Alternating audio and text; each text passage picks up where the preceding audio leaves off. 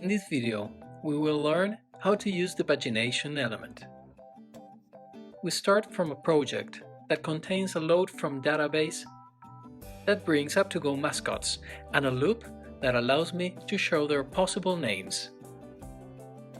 The project in this state works only with the loop and doesn't show a pagination. To add a pagination, we create a state variable named currentPage, to which we will assign a default value of 0.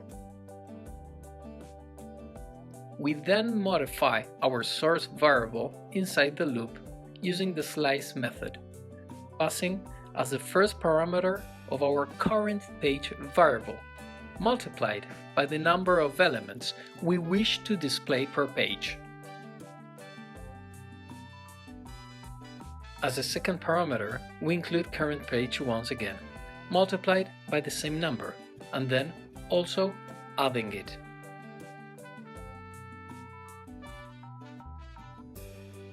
Finally, we add the pagination element.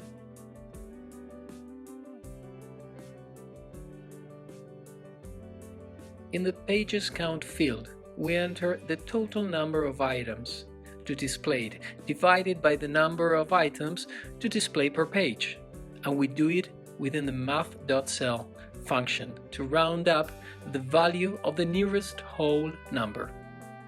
Finally, in the onChange field, we create an arrow function with the parameters e and page and set our state variable currentPage to page 1.